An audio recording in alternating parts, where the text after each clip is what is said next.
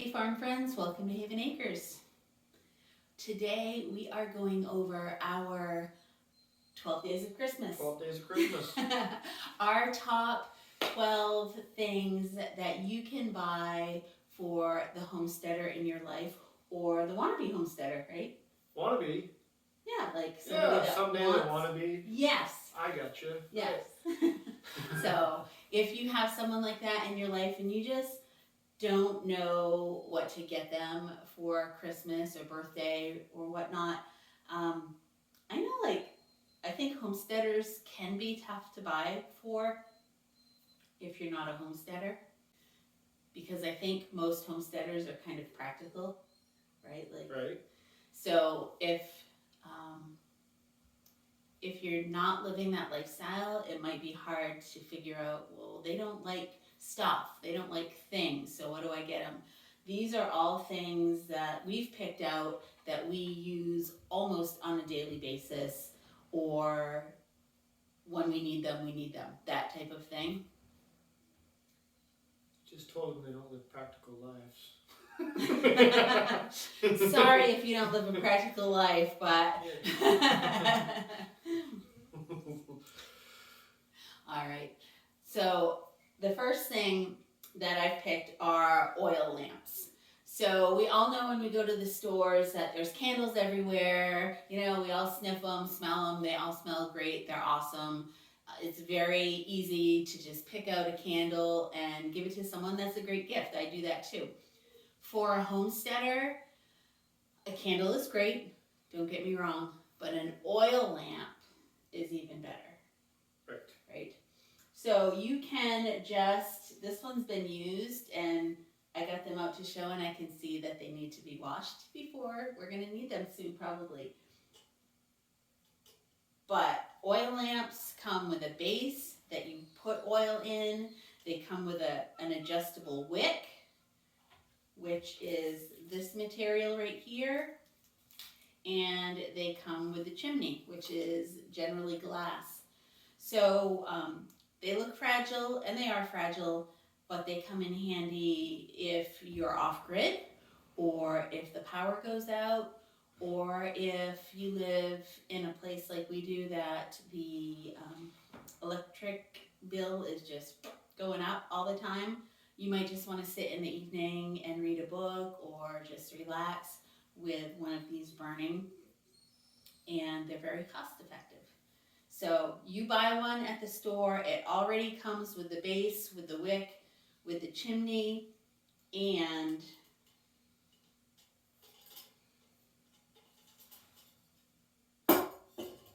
all you would need to buy extra would be the lamp oil. There's every color combination, it doesn't matter what brand, it doesn't matter what color, clear, colored. They're not scented ever that I know of. You can't go wrong. If it says lamp oil on it, you're good to go. So just find someone one oil lamp, a container of extra oil, and if you can find it, this wick, I got this on Amazon. I will try to link it in the description. This has, I need some glasses here, but I think there was 12 feet of wick in this. That would last for years. That would seriously last for years. So an oil lamp is my number one pick for something to get the homesteader. Number one. Number two. Your turn. I'm number two. So I would go with anything Joel Salatin, Polyface Farm books. We should do a public service announcement or a warning. Yes. Yeah. So if you get these, you may actually think you can make lots of money or a living off of farming. So if you head down that road, know that it's not going to be easy. It is possible, and these books will give you the see, like right here, it says you can farm, pasture, poultry profits, net $25,000 in 6 months. Salad bar beef, puts a little dollar symbol there. You can actually make money farming, but it's not going to be easy, as some other jobs are going to be, and probably not as lucrative right off, but like polyface designs, you can find out how to build all the infrastructure at Joel Salatin's farm, and all of his books are really easy to read. So I don't like to read. I'm not a reader. I'm a mechanical-minded kind of individual. I'm not a intellectual-minded person per se. So reading instruction manuals or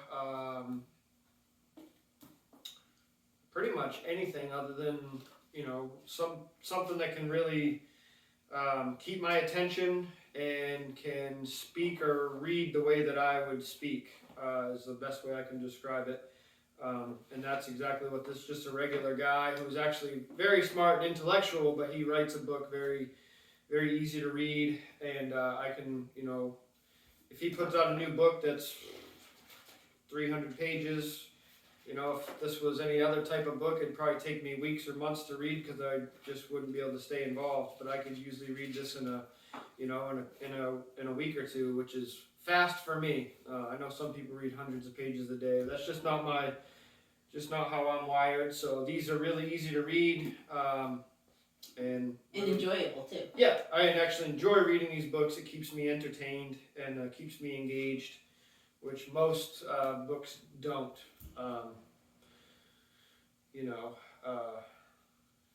I just don't like to read, so it's just not my thing. But I'm sure there's plenty of people out there saying, well, if you read, you become more intellectual, but anything by Joel Salatin. But anything by Joel Salatin, I actually enjoy reading, and we pretty much have them all. I think we're missing one, but we've read them all. This isn't all of them. This is just a few of them. Yeah, he's got like a dozen. Obviously, you're not going to read the polyface design infrastructure guide, probably just for an enjoyment read, but you'll read it if it's something you're interested in building. But all of his other ones are very good reads and informative on our culture as our food culture in our country. So yeah, that's my pick, number 2. Awesome. And to go along with that, some other books. Homesteaders, wannabe homesteaders, in the winter, that's their time to read. So Christmas is a perfect time to actually get them books. And I will say, any book on homesteading, natural ways, anything like that, your homesteader is going to enjoy. And if you know that, they've said in the past, well, someday I want to have bees, get them a book on beekeeping. They would love that. Or even a bird book. Like we've used just our National Audubon Society bird book. I know that doesn't really tie into homesteading, but homesteaders enjoy birds generally, so that's a great book to get as well. This book is one of my favorites. It's called Animal Vegetable Miracle. It's been out for a long time, from Barbara Kingsglover, and it's an actual just a reading book. It's not really a educational book. It's a reading book, but I've read it several times, and it's really great for the homesteader or someone that wants to just feed their family better. So that's a great pick for me. Again, any book, any herbal remedies book. This one is Rosemary Gladstar's book, which is, she's a very popular author in the herbal realm. It's an awesome book, and anything in the herbal recipes, growing herbs, anything like that would be an awesome gift for a homesteader. And finally, Nourishing Traditions from Sally Fallon is, again, one of those books that's been around forever. There are recipes in here, there's history in here, there's, it says Nourishing Traditions, the cookbook that challenges politically correct nutrition and the diet dictates. So there's a lot in here. Like, there's really, really good information. As you can see, it's a very thick book. I would dare say any homesteader should probably have this on their shelf. there's some good stuff in here. So this would be one of my top choices for sure. So number 3, my pick would be, so if you're on a homestead, depending on where you are in the country, obviously, but the probably most utilized tool on any homestead would be a chainsaw. Whether you're in the south and you don't burn wood, but you still have to clear pasture, or you have to clear fence lines, or maybe you're milling wood for your own property, all those things would revolve around a chainsaw in our current time. So number 1 pick of what I would use for the homestead that I use almost daily or weekly would be my chainsaw. So all this wrapped up into one would be under $100, which is kind of the criteria we went with. So bar and chain oil in our areas, $12 to $15 a gallon. 2-stroke mix, depending on where you are, is $2 to $5. You can buy it in bulk and get it cheaper. So you can buy like a package of 6 of these for like $15 or $20, and you can make 16 gallons of fuel, which for the average person is going to be more than they would need in a year. We do a lot of milling, and we burn a lot of firewood here in the north, so we use a lot of gas for our chainsaw. And then round files, flat files, felling wedges, and a scrunch. So this would be to tighten your chain, adjust your chain, or remove it to do your general maintenance in the field. You would want these things here. You can get all of these for under $100. So that would be the number 1 pick of number 3, which would be, so that's number 3. That would be all one thing you can do very easily, and you can never have too much of it. So number 4 would be ratchet straps. You can never have too many ratchet straps. If you're going to be hauling in a pickup truck, these smaller ones that are like inch and a quarter, and they vary from 5 to 1,500 pounds in strength. Typically, you can pick up a package of 4 of these for $20 to $30. So these are really good. If you're going to be doing a trailer or something with heavier loads, I would go with like a 2-inch, 20-foot ratchet strap. Bigger is always better. When it comes to strength, like size, and the length of them, you can never have it too big or too long. And then number 4, are we on 5? 5. On the homestead, you're always doing some sort of a repair. So buying these assortments of various fittings, like this one here has all grease fittings, Zerk fittings, is all different sizes.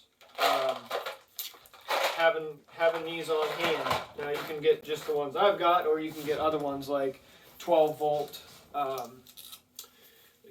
wire connectors that have all the different types of wire connectors for something you might be doing electrical, a wire freeze on the tractor, or whatever it is you have for equipment. Or you blow your hose out and you need to make a quick connection.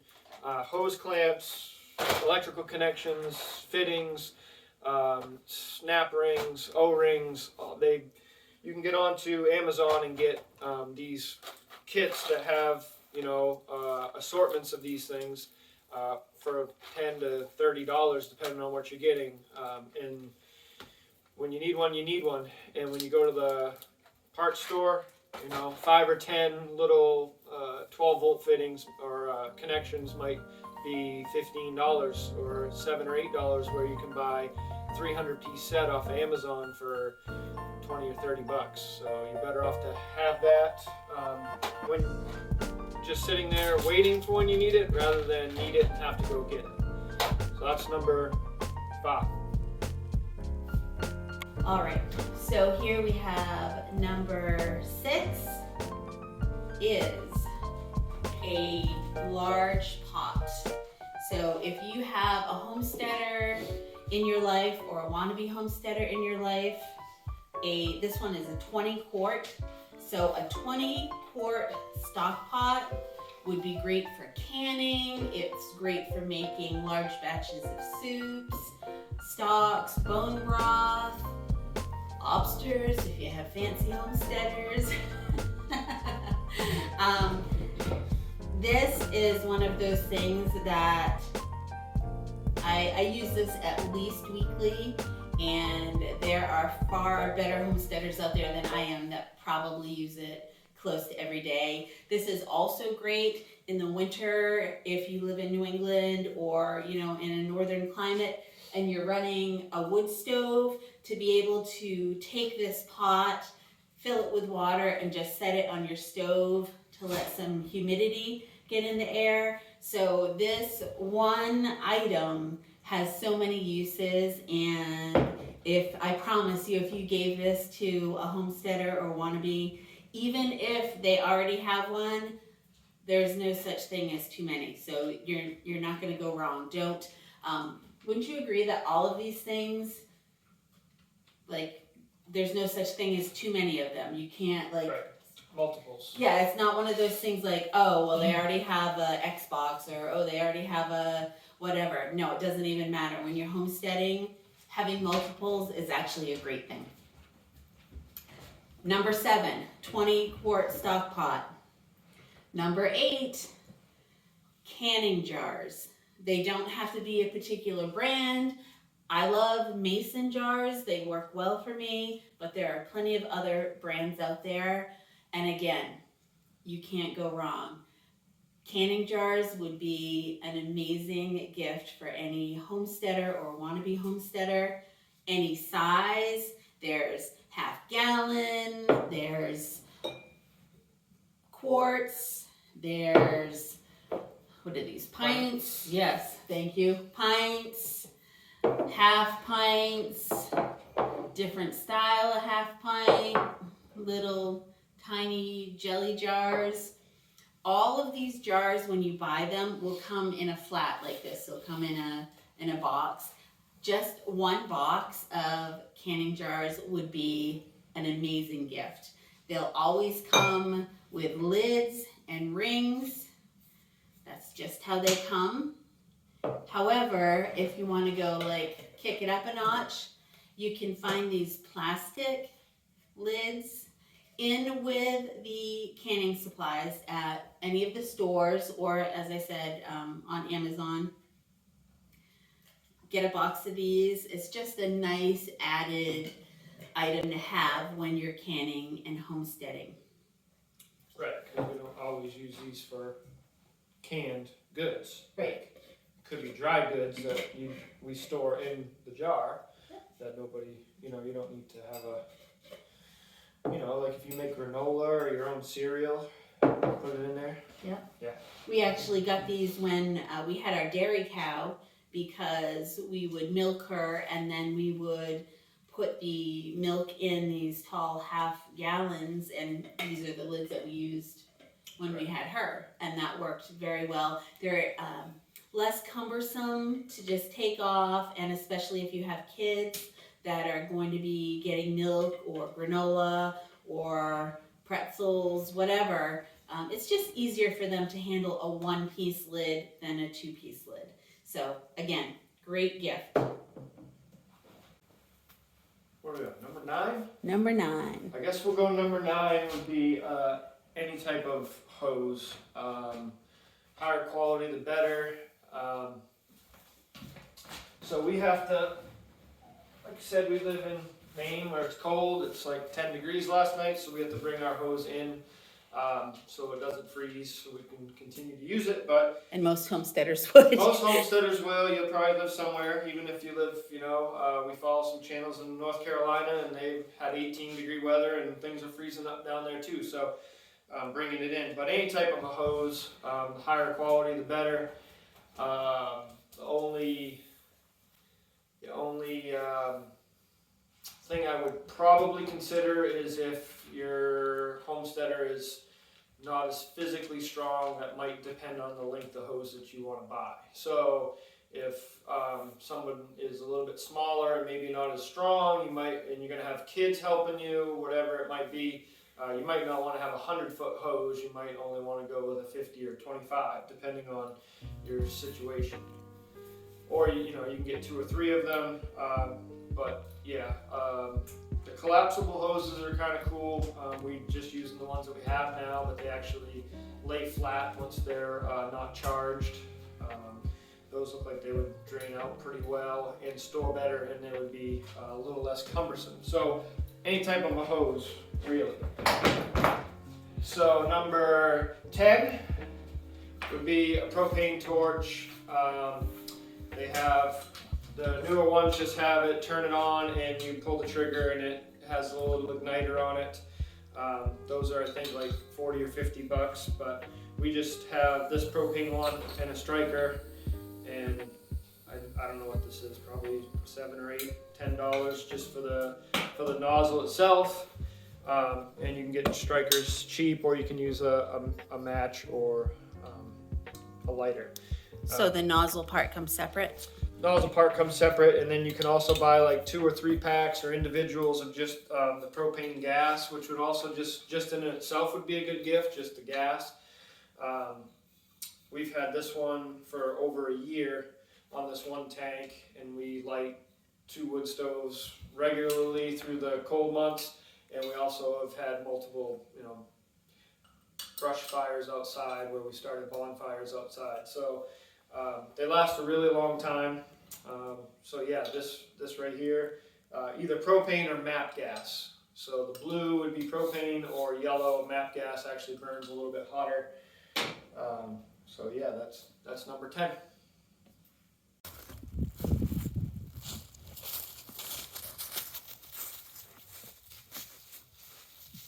All right, we are on 11.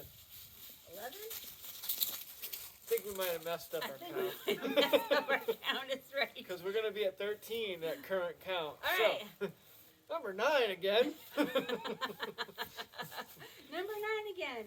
Carhartt coveralls. These things are how many years old? 5, Yeah. 7, 5 to 7. Yeah, I would say about 5 years old. I absolutely wear mine every single day. Even in the summer, I wear them often. Maybe not every day when it's super hot out, but Carhartt coveralls for the homesteader get a ton of use. You don't want to get your regular clothes filthy, so you toss on the coveralls. You can kneel on the ground. You can, dump water on yourself, whatever.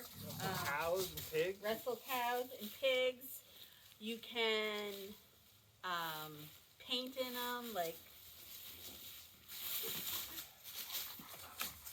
Play with your dog, throw sticks and stuff. I think they're definitely under $100. I think they're probably about $84, $85 now.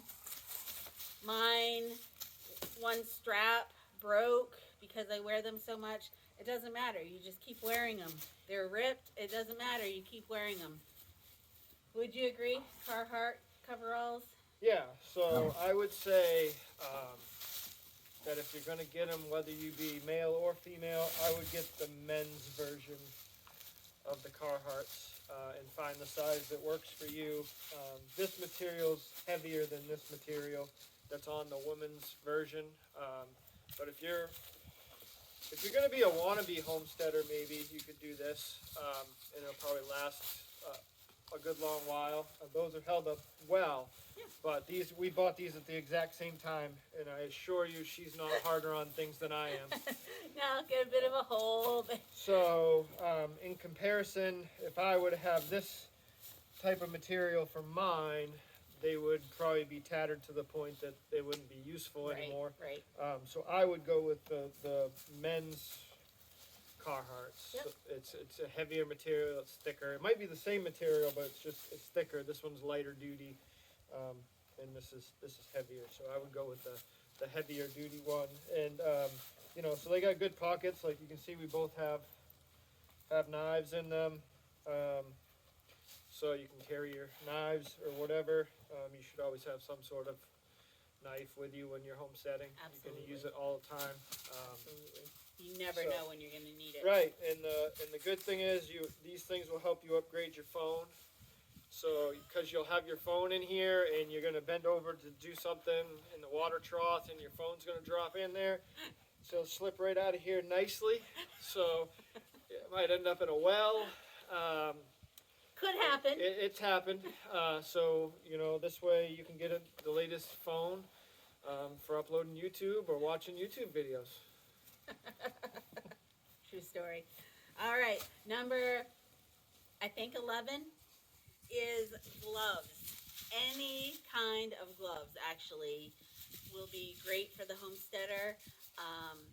If you want to get fancy driving gloves, that's cool. They'll still probably drive a car. But winter gloves, if you live in a northern climate, any type of a winter glove is great. Keep in mind that there are winter gloves that are not really made to work in, which are what these are. But for light duty things, I'll definitely put these on and work. These are definitely more, shoveling snow kind of gloves, but they're still necessary. They're still useful. You get your gloves wet, you get them dirty. To have extra pairs to swap in and out that's what you need as a homesteader. Right. So all these are good. You get these anywhere from probably $15 to $20, depending on wherever you're at and the quality of them. These obviously have been used. They're not going to hold up well for working on things or cutting wood or doing that, but they'll, like you said, keep you warm when you're shoveling snow or doing something that's not going to. We really have gravitated towards these nitro coated. I think they're just a nylon material. Maybe it's cotton, but they're like, you buy a 10-pack of them for like $10 or $15. So they're like $1 a pair. And, they're just like, I won't say they're one use, but you use them until they're wore out and then you toss them and get a new one. You say, well, that's not really a, good thing to do. You should buy a good quality pair of gloves and it'll last. If you find an actual solid one that can actually go out and work and not rip over, a couple of months or a couple of weeks, I've spent $30 on a pair of gloves and had it starting to unravel the thread on it, on the fingers and everything within a couple of hours on the sawmill. So,